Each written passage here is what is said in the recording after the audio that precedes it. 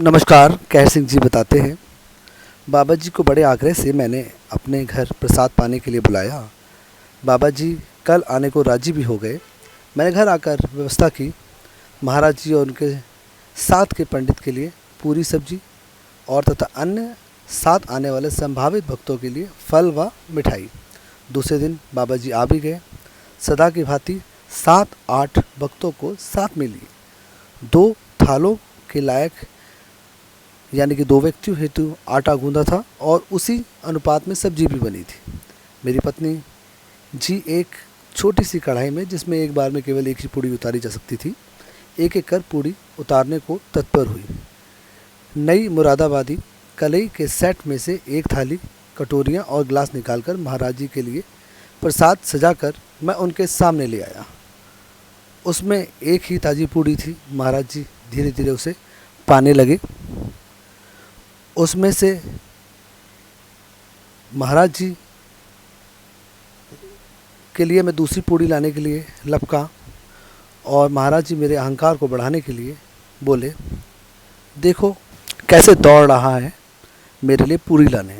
पर तुरंत ही दूसरी पूरी आने पर उसी अहंकार पर चोट पड़ गई। भक्तों की तरफ इशारा कर बोले, महाराज जी इनको नहीं खिलाएगा? फिर बुलाया ही क्यों था, इनको भी खिला। बाबा जी सदा ही अपने से अधिक अपने भक्तों के प्रति आदर भाव की ओर सचेत रहा करते थे।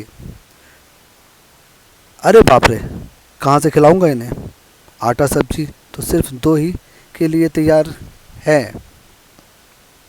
पत्नी से कहा तो एक तो वह वैसे ही उदासीन थी महाराज जी के प्रति, ऊपर से इस तत्काल की आज्ञा का पालन उनसे संभव ही ना था। सो वह रुष्ट होकर चली गई दूसरे कमरे में कि अब खुद ही संभालो। घर में आई उनकी एक रिश्तेदार महिला ने भी किनारा कस लिया। अब तो मैं किंग कर्तव्य विमूढ़ हो गया। तभी मेरे एक चपरासी बोल उठा, सरकार आप बाबा जी को खिलाएं, मैं बनाता हूँ। कुछ आश्वस्त हो मैं बाबा जी के लिए पूरियाँ ले जाने लगा। सोचा पहले बाबा जी खा लें, फिर अन्य लोगों के लिए पूरी सब्जी हेतु तैयार की जाएगी। मैंने 7-8 थाली कटोरी के सेट भी निकाल लिए और फिर जो कुछ हुआ वह केवल बेहोशी के आलम में पूरियाँ बनती रही। महाराज जी, पंडित और अन्य भक्त पाते रहे। ना तो अतिरिक्त आटा गूंदा गया और ना ही कोई सब्जी बनी।